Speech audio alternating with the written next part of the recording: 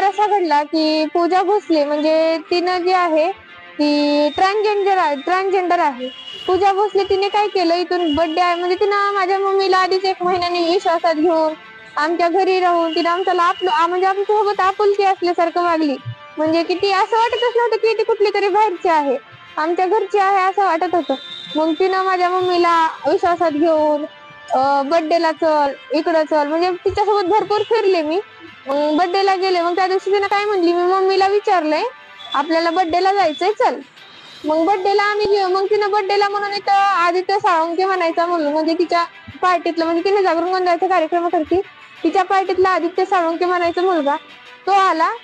दारामध्ये रिक्षामध्ये आला. तो सहसा तर 4 व्हीलर घेऊन येतो, पण रिक्षा घेऊन आला. मग त्यानं म्हणलं बस आपल्याला बर्थडेला जायचंय. गाडी तिकडे गुतले. मग बसले. मग आम्ही इथून गेलो.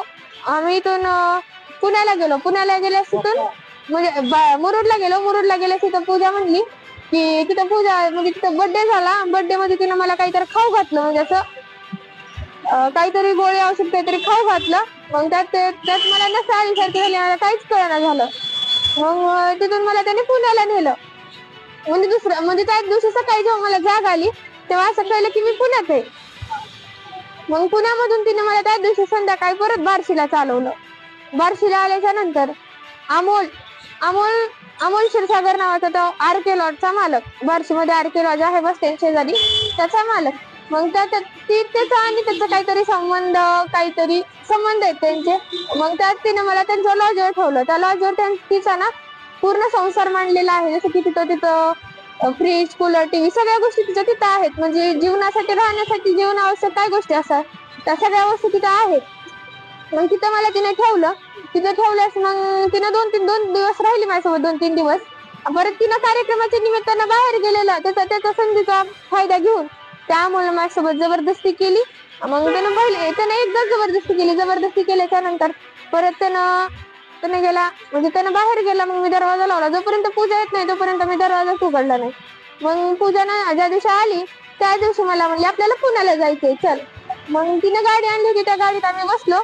आम्ही पुण्याला जात असताना एका हॉटेलवर आम्ही तिथं नाश्त्याला थांबलो. मग सांगू का नको पूजाच म्हणली अमोलनं तुझ्यासोबत असं केलंय का, स्वतः पूजाच म्हणली. मग मी म्हणलं हा ताई असं झालं. मग तिने म्हणली कुणाला सांगू नको, जर कुणाला सांगितलीस तर अमोल तुझ्या घरच्यांना जीवे मारत, असं तिने म्हणली.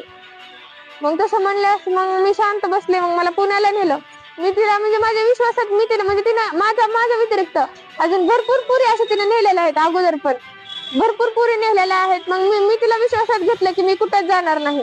तिने म्हणली की तुझी मम्मी तुझ्या बळजबरी लग्न करणार, ती करणार. तिने मला विश्वासात घेतली. मी तिला विश्वासात घेतलं की कुठंच जायचं, मी कुठंच जाणार नाही, इथंच राहणार. अशा रीतीने मग तिने काय केली, एका दिवशी घर उघडं ठेवून गेली.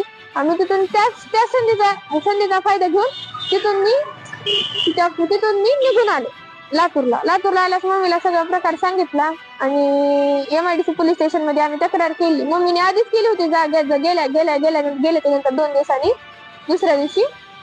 मग इथं सगळ्यांना सांगितलं. मग आता त्या आरोपींना अटक केलंय. मग माझी तुमच्याकडे मागणी एकच आहे की मला योग्य तो न्याय मिळावा आणि माझ्या व्यतिरिक्त दुसऱ्या मुलींसोबत अशी घटना होऊ नये. असं तुला वाटतंय का ही एक मोठं रॉकेट आहे जी की मुलींना विश्वासात घेऊन हा मग तेच म्हणते ना मी, हे एक मोठं रॉकेट आहे की मुलींना विश्वासात घेऊन म्हणजे लातूर मधलं म्हणजे आमचे जेव्हा म्हणजे माझे मामा ते जेव्हा तपास घेत होते त्यावेळेस असं कळलं की लातूर मधल्या दुसऱ्या पण मुलींना तिने घेण्याचा सोबत नेण्याचा म्हणजे अशी तयारी केलेली होती. जी अल्पवयीन मुलगी आहे 17 वर्षाची, तिच्या आईच्या तक्रारीवरून आपल्याकडं MIDC पोलीस स्टेशनला 19/5/2025 रोजी अल्पवयीन मुलीचं अपहरण केल्याबाबतचा गुन्हा दाखल झालेला होता.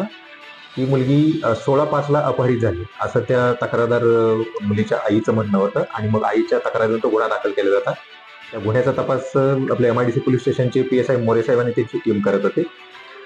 त्यामध्ये आपण तांत्रिक विश्लेषण करून आणि बाकीचं गोपनीय माहिती काढून ते त्या गुन्ह्याच्या तपासाच्या दरम्यान 3 आरोपी निष्पन्न केलेले आहेत. त्यापैकी जो प्रमुख आरोपी आहे, जो ह्या गुन्ह्यामध्ये त्या पीडित मुलीवर लैंगिक अत्याचार करणारा आरोपी आहे, तो आरोपी आपल्या टीमने बार्शी येथे जाऊन तिथून पकडून आणलेला आहे. आरोपीला अटक केलेली आहे.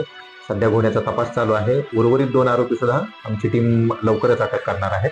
आणि मुदतीमध्ये आपण कोर्टामध्ये दोषारोपपत्र सादर करणार आहोत. या प्रकरणामध्ये मुलीच्या विक्रीचा वगैरे असा प्रकार निष्पन्न झालेला नाही, परंतु अल्पवयीन मुलगी असताना तिला खोटं सांगून जे 3 आरोपी आहेत त्यापैकी उर्वरित 2 आरोपी त्यांनी मुलीच्या घरून घेऊन गेलेले आहेत आणि तिला मग वेगवेगळ्या ठिकाणी मुरुड असेल किंवा पुणे असेल अशा वेगवेगळ्या ठिकाणी फिरवून त्यानंतर शेवटी त्या मुलीला बार्शी येथे नेण्यात आलेलं आहे आणि तिथे एका लॉजवरती त्या मुलीला ठेवण्यात आलं होता. जो लॉजचा मालक आहे तोच ह्या गुन्ह्यातला प्रमुख आरोपी आहे आणि त्या आरोपितानं मुलीवरती लैंगिक अत्याचार केलेला आहे. त्यानुसार कलमवाढ करण्यात आलेली आहे आणि त्याचा सध्या तपास चालू आहे. एक आरोपी जो आम्ही अटक केलेला आहे त्याचं नाव समोर आलेलं आहे. उर्वरित आरोपीचे अजून पूर्ण नाव आपल्याला निष्पन्न करायचे आहेत. जो मेन आरोपी आपण अटक केलेला आहे त्याचं नाव आहे जगदीश उर्फ अमोल भागवत क्षीरसागर. हा 39 वर्ष वयाचा आरोपी आहे आणि मूळचा बार्शी येथील राहणार.